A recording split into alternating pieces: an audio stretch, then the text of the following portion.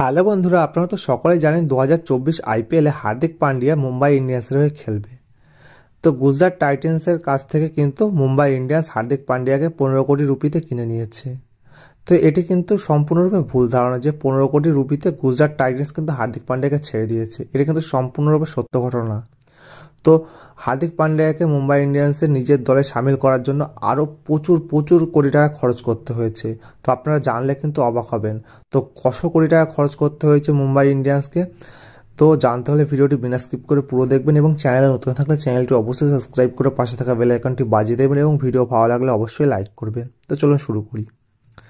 তো মুম্বাই ইন্ডিয়ান্স যখন গুজরাট টাইটেন্স থেকে হার্দিক পান্ডিয়াকে নিতে চায়, তো হার্দিক পান্ডিয়া যেহেতু 15 কোটি রুপিতে গুজরাট টাইটেন্সে ছিল, সেই জন্য কিন্তু গুজরাট টাইটেন্স থেকে হার্দিক পান্ডিয়াকে নেওয়ার জন্য কিন্তু হার্দিক পান্ডিয়াকে 15 কোটি টাকাই পে করেছিল বা পে করার নিয়ম। তার বেশি কিন্তু কোনো প্লেয়ারকে দিতে পারবে না কোনো টিম।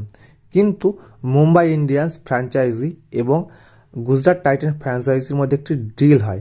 সেই ডিল অনুযায়ী হার্দিক পান্ডিয়াকে বলেছিল যে মুম্বাই ইন্ডিয়ান্সে দিয়ে দেবে, কিন্তু তার বদলে কিন্তু তারা 100 কোটি টাকা নেবে। তো সেই শর্ত পুরোপুরি রাজি হয়ে যায় মুম্বাই ইন্ডিয়ান্স ফ্র্যাঞ্চাইজি এবং 100 কোটি টাকার বিনিময়ে কিন্তু হার্দিক পান্ডিয়াকে মুম্বাই ইন্ডিয়ান্সে ছেড়ে দেয় একদম পুরোপুরিভাবে।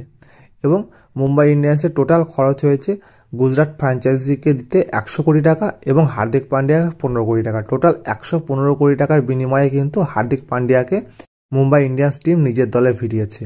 তো আপনারা বুঝতে পারছেন যে একটি ক্রিকেট প্লেয়ারের মূল্য কতটা, যে তারা নিজের দলে ফেরাতে একটি প্লেয়ারকে 115 কোটি টাকা খরচ করছে। তো আপনাদের কি মতামত আপনারা অবশ্যই কমেন্ট বক্সে জানাবেন। আশা করি ভিডিওটি ভালো লেগেছে। তো ভিডিওটি শেষ পর্যন্ত দেখার জন্য অসংখ্য ধন্যবাদ।